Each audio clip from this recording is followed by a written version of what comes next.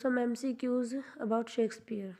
The first question is Shakespeare was born at. Shakespeare का जन्म कहाँ पे हुआ था? स्ट्रैटफोर्ड ऑन एवॉन में.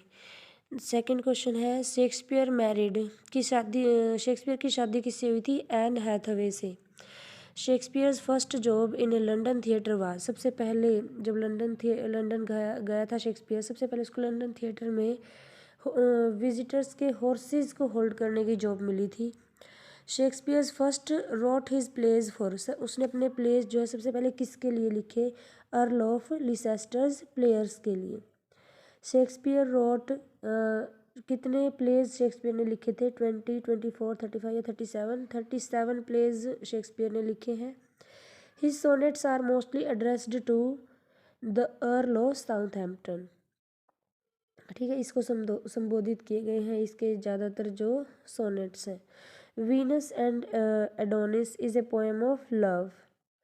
The play written in collaboration with Marlowe was. Marlowe के साथ उसने कौन सा प्ले में से कोलेबरेट किया है, मिलके लिखा है उसके साथ? ये था Titus Andronicus. Portia is a character in the Shakespeare's play Merchant of Merchant of Venice में पोर्शिया नाम की जो लड़की है इसकी करेक्टर है. The Shakespearean play which describes the assassination of a Roman general is. कौन से प्ले में रोमन जनरल की हत्या का जिक्र किया गया है? इसमें जूलियस सीजर में. The first folio of all of Shakespeare's plays were published in. Shakespeare के प्लेज का पहला फोलियो कब पब्लिश किया गया था? 1623 में. The only play missing from the first folio is Pericles.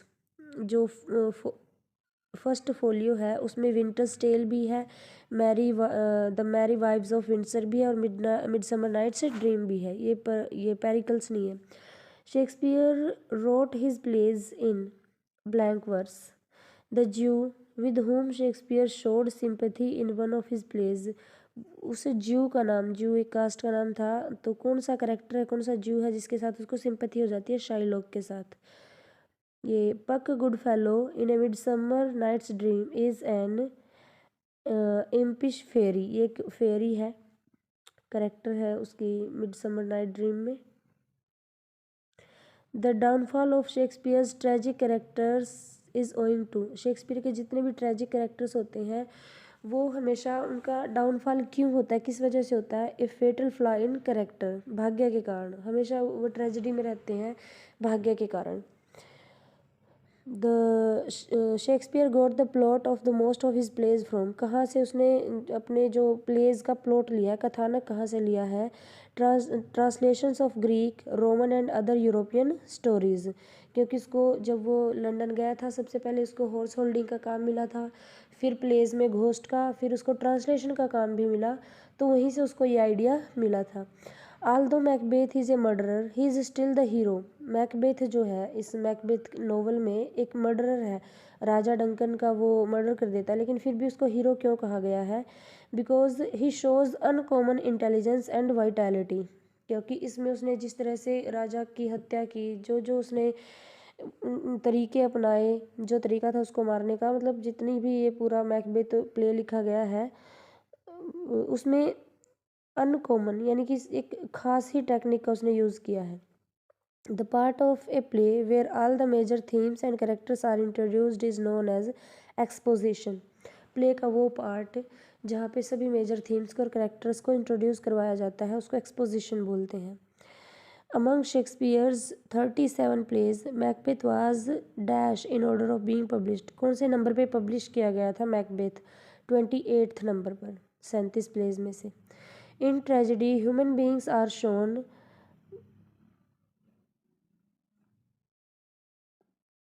coming to terms with forces larger and greater than themselves. These forces are fate or death. Tragedy में human beings को मतलब ज़बरदस्ती धकेला जाता है, उनका अपने से लार्जर और ग्रेटर का सामना करना पड़ता है.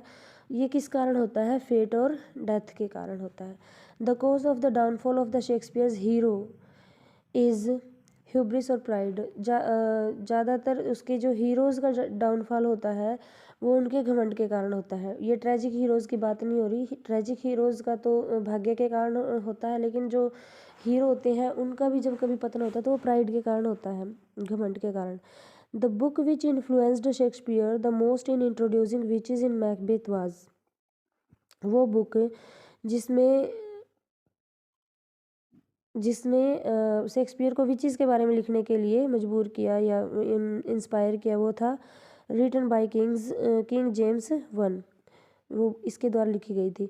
Shakespeare's Macbeth is an important source of information about the history of England of his own times, अपने ज़माने के इंग्लैंड के बारे की हिस्ट्री हमें बताई है शेक्सपियर ने।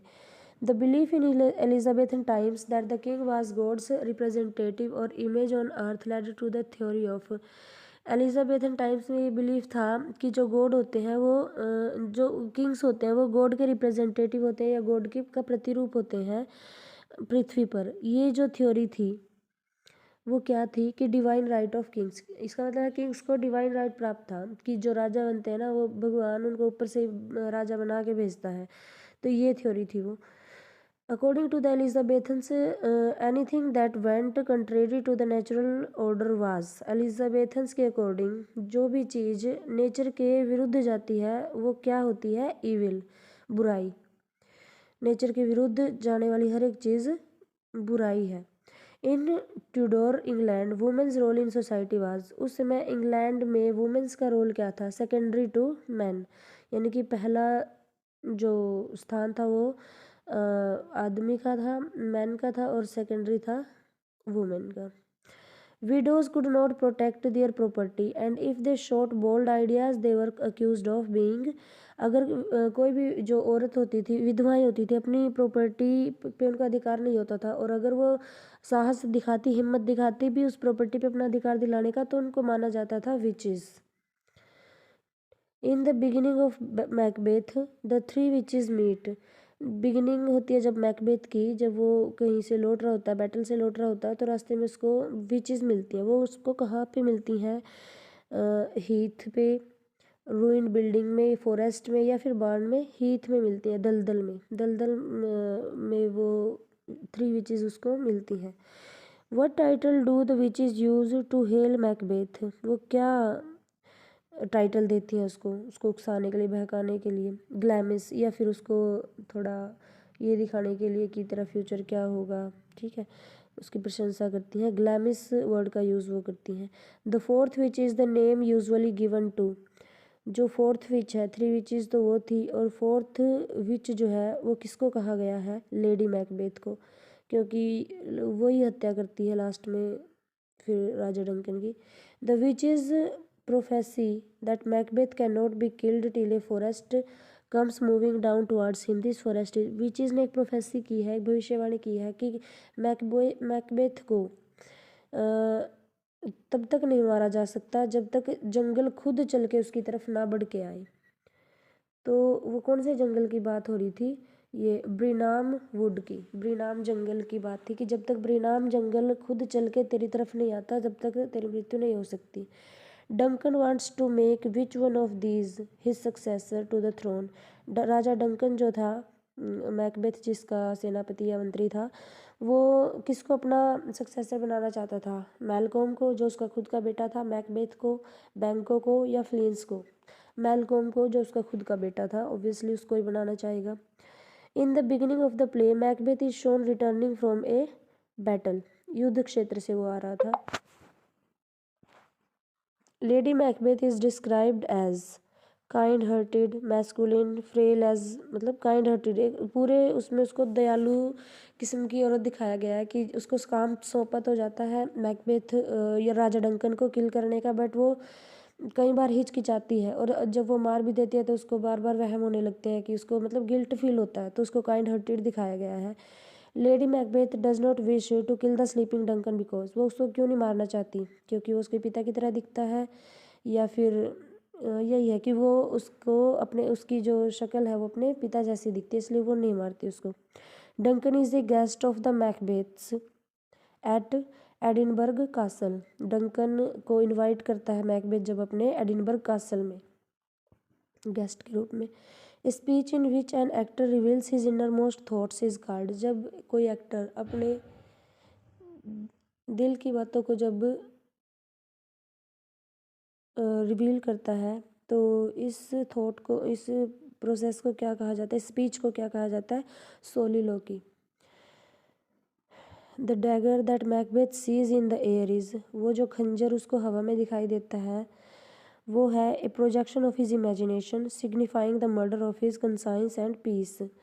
उसके जो अवचेतन मन में है जो भावना है कि उसने मर्डर करवाया है, तो इस वजह से उसके अवचेतन मन की वजह से वो दिखाई दे रहा है उसको।